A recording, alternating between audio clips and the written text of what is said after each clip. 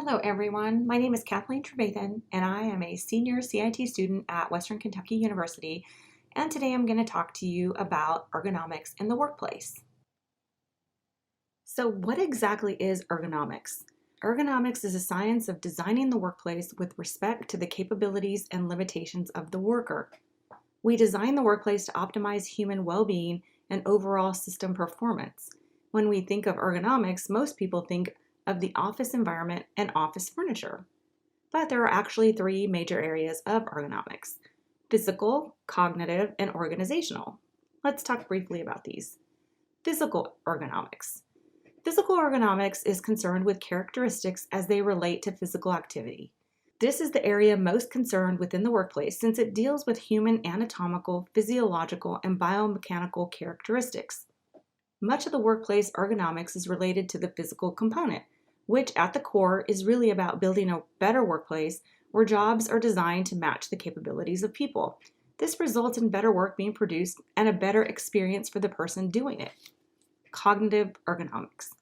Cognitive ergonomics is concerned with mental processes such as perception, memory, reasoning, and motor response, and how these processes affect interactions among humans. Examples of cognitive ergonomics are mental workload, decision-making, human-computer interaction, and work stress.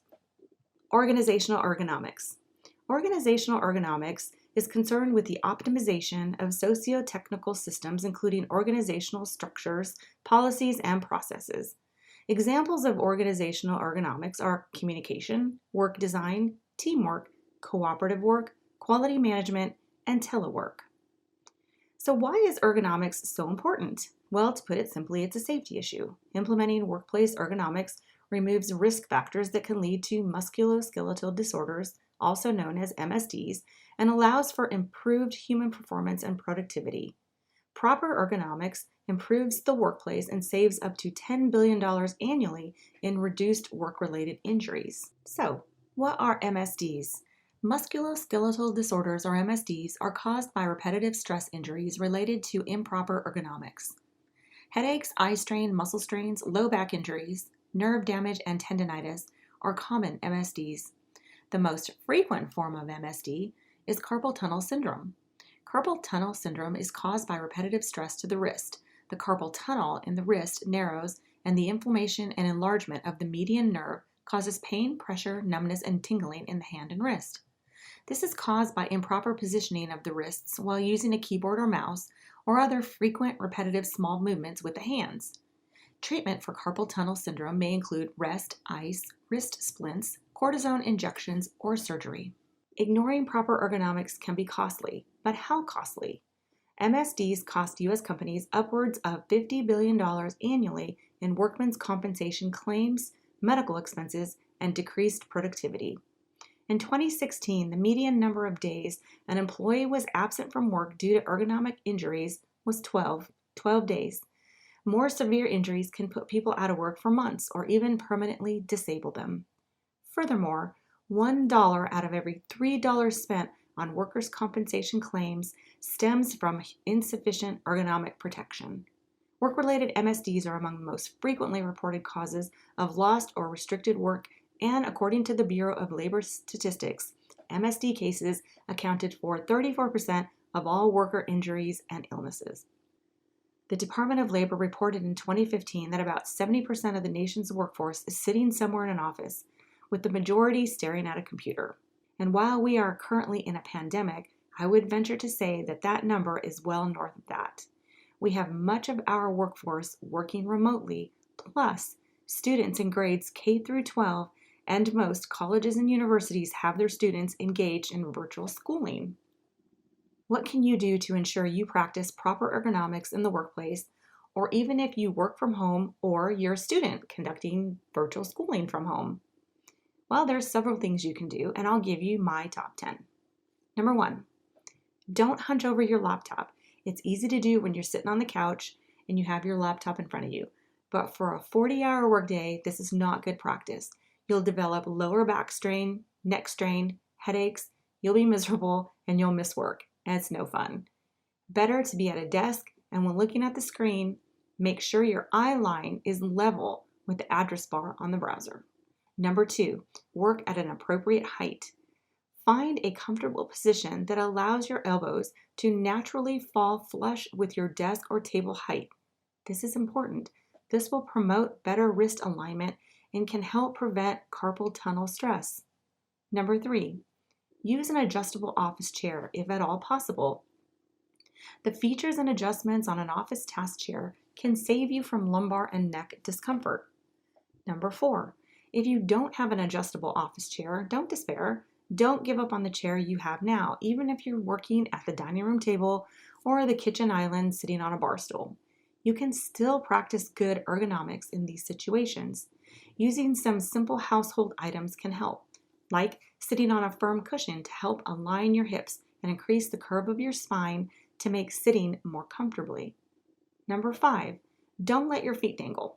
When you let your feet dangle, you are putting unnecessary stress on your lumbar spine.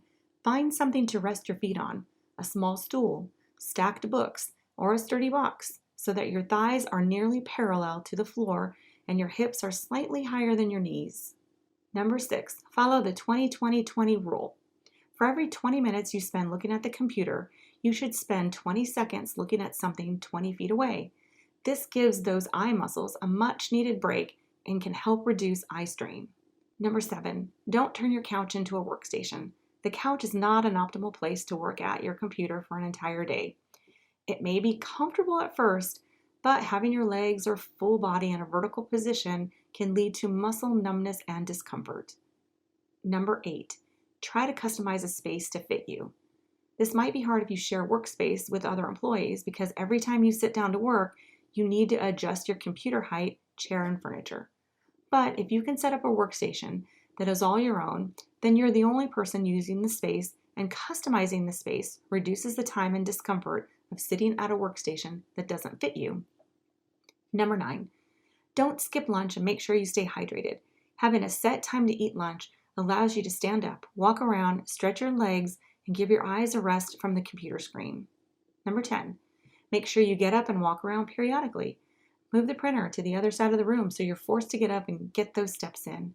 If you're on campus or in an office, use the stairs once in a while. So, those are my top 10 tips that you can implement on your own. But what about places of employment or our schools? What can an organization do to promote ergonomics in these places? Well, they can provide management support. Strong commitment by management is critical to the overall success of an ergonomic process. Mitigating risks that cause injuries can reduce lost work due to those injuries. But only if an organization is fully and wholly committed to developing and implementing an ergonomic process will it be successful. Management can involve workers. The people that actually do the work are an invaluable source of information. Who better to ask than the people actually performing the work, right? Workers directly involved in worksite assessments is the key to a successful ergonomic program. They can assist in solution development and implementation. Workers can be leveraged to help identify and provide important information about hazards in their workplaces. They can voice their concerns and provide suggestions for reducing exposure to risk factors, and management should listen to their voices. Another thing management can do is provide training. Training ensures workers are aware of ergonomics and its benefits and understand the importance of reporting early symptoms of MSDs. Another thing management can do is encourage early reporting of MSD symptoms. Early reporting can help prevent or reduce the progression of symptoms, the development of serious injuries, and subsequent lost time claims. Management can also help implement solutions to control hazards. I mentioned this earlier. Enlist employees to help implement solutions to reduce, control, or eliminate workplace MSDs. Management can also evaluate progress. An ergonomic program isn't a one-time thing. It's not something you implement one time and walk away from it. It's going to be a continuous process, and the organization should periodically assess the effectiveness of the processes in place to ensure its continuous improvement and long-term success. So remember, attention to ergonomics can make employees feel valued because they know their employer is making their workplace safer. But you can do your part too in making your workspace a safer place to work by following the steps I've outlined for you. Ergonomics matters. Do your part. Be safe. Be healthy. And thank you for listening.